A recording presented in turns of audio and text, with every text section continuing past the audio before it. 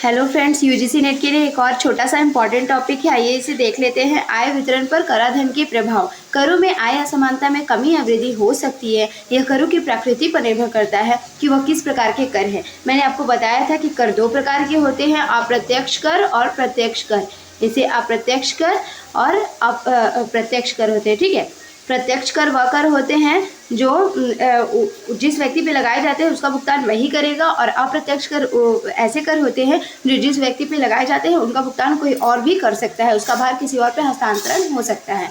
ठीक है, तो करों के आय समानता में कमी या वृद्धि हो सकती है, मतलब कर आय के बढ़ने या घटने के हिसाब से कम या अधिक हो सकते हैं। ये कब होता है? करों की प्रकृति पर निर्भर करता है कि कर किस टाइप के हैं, प्रत्यक्ष है या अप्रत्यक्ष है। ठीक है, अब है उच्च प्रगतिशील कराधान। ठीक है, आय समानता को कम करना। उच्च प्रगतिशील कराधान जो है उसमें आय समानता को कम करता है। प्रतिगामी कराधान मैंने आपको बताया था, जो आय के साथ बढ़ते जाता है।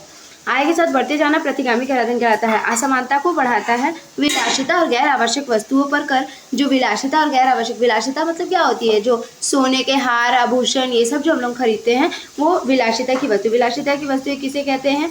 जो सोने की हार, आभूषण, ये सब हम लोग खरीदते हैं उसे विलासिता की वस्तुएं कहते हैं।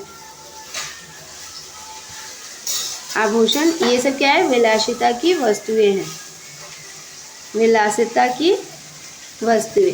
तो सोने के हार, आभूषण विलासिता की वस्तु। तो विलासिता और गैर आवश्यक वस्तु। गैर आवश्यक वस्तु किसे कहते हैं? गैर आवश्यक वस्तुएं वे वस्तुएं होती हैं जो सिर्फ हम शो ऑफ के लिए खरीदते हैं। जैसे मेरे घर में जो फ्लावर पॉट है उसकी ज़रूरत नहीं है, कोई बहुत ज़्यादा इम्पोर्टेंट नहीं है वो फ्लावर पॉट, लेकिन हम लोग क्या करते हैं, जब भी कहीं जाते हैं वहाँ से फ्लावर पॉट खरीद के लाते हैं सजावट के लिए। तो ये गैर आवश्यक वस्तुएं हैं ये सब। तो फ्लावर पॉट को क्या कहेंगे? गैर आवश्यक वस्तुएं। तो उस पर जो आय का वितरण होता है उस पर अनुकूल प्रभाव पड़ता है। आवश्यक वस्तुओं पर लगाए गए कर आय वितरण पर प्रतिगामी प्रभाव डालते हैं। और जो आवश्यक वस्तुएं हैं, आवश्यक वस्तु जैसे गेहूँ छोड़िए, आटा। ठीक है, आटा, चावल, जो भी फूड के सामान है ये आवश्यक है। कपड़ा ये क्या है? आवश्यक है। ठीक है, तो इन सब पे जो कर लगाए जाते हैं वो आवश्यक वस्तु पे लगाए गए कर को क्या कहते हैं? आय वितरण पर प्रतिगामी प्रभाव होता है। आय वितरण पर प्रतिगामी प्रभाव पड़ता है।